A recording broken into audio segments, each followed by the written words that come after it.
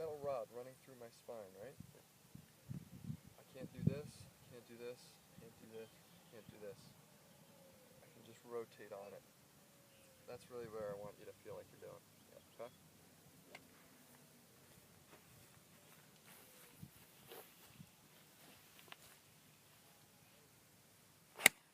Hold there. Yep.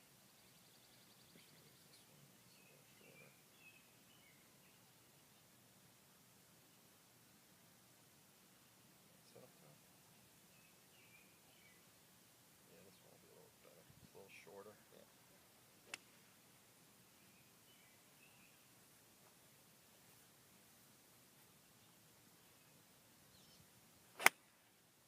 Excellent. If you get, because we're shifting our weight to that foot, that front foot, so there's going to be a little bit of that, but we just don't want to get it where we're leaning too much. It can start moving and then it's got to kind of rotate back. Okay. You might also need to compound this feeling with feeling like you're holding the face off a little bit. Almost like you're gonna. Off, like, yeah, like you're not gonna release it quite as much as you normally would. Like if you were gonna try to hit a cut. Yeah. Maybe just a little sensation of that.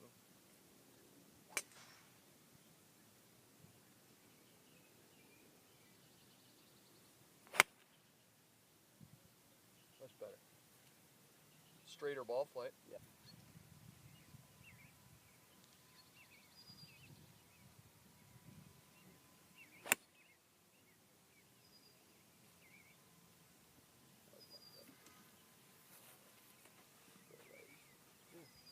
Your path is pretty good. I don't think it's too much of a path issue.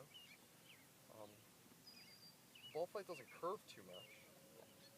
It's just a little bit of a face issue. You had it pretty much self-diagnosed properly. Your club face is a little closed at impact, which is just going to cause that pull and probably a little left to right spin too if that club is closed. But there's no exaggerated really spinning going on, which leads me to believe that there's too much of a path issue going on. So we need to get that face to be a little more square.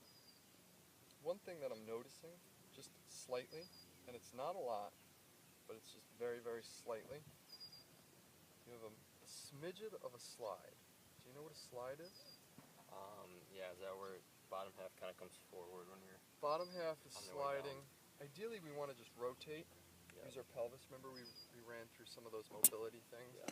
See how our pelvis would rotate? Yep. The golf swing, we just kind of want to rotate on our axis and rotate through. Your initial move is just here, just a little bit here, and you start rotating well. But the club is going to get a little bit left behind you, and you're such an athletic person that and you've got good hands, that you're able to kind of catch up to it, but every once in a while, your hands are going to become a little flippy, and then it's going to cause that golf ball, that club face to go a little bit more to the right. All right. So, drew a fairly decent line in the rough. The contours of the ground are a little funky. Lie is better than average for being in the rough. Now, what are you feeling in terms of this shot? I want to hear what your eye is seeing. Pin's front right. Even if you're on the left side of the fairway though, it's still not a bad angle to be approaching. Right.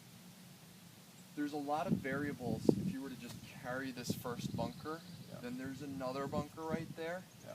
And it's a little slopey in that area and stuff. And if you do pull it, now you're in the trees and kind of shutting yourself out. Right. But if you take it kind of left of the bunker or just a little left of the 150, then there's nothing past that that's going to challenge you, should I say. And I don't think that would be the worst angle to come into this pin. Right. Okay?